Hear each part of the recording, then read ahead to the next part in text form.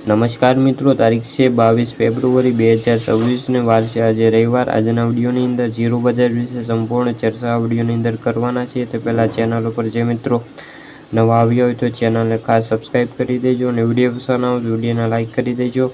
તો મિત્રો, જીરુંમાં આવકો વધીને ગુજરાતમાં 23,000 બોરી આસપાસ પહોંચી છે અને જીરું બજારમાં આગામી દિવસોની અંદર બે તરફીયા ચાલ જોવા મળે તેવી પણ સંભાવનાઓ જણાઈ રહી છે।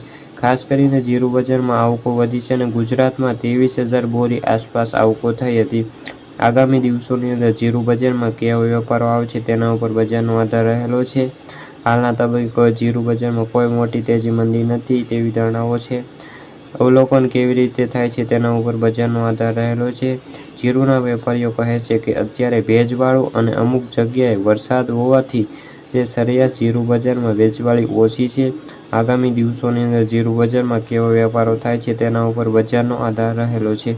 ગોંડલની અંદર નવા જીરુંની 2200 બોરીની આવક હતી અને ભાવની વાત કરીએ તો 2,750 રૂપિયાથી લઈને 4,770 રૂપિયા। નવા રાજકોટની અંદર 10,000 બોરીની આવક છે। આ ઉપરાંત ઊંઝાની અંદર 5,000 બોરી, બોટાદની અંદર 1,000 બોરી, જસદણની અંદર 1,800 બોરી, હળવદની અંદર 150 બોરી અને વાંકાનેરની અંદર 250, જામનગરની અંદર 100 બોરી।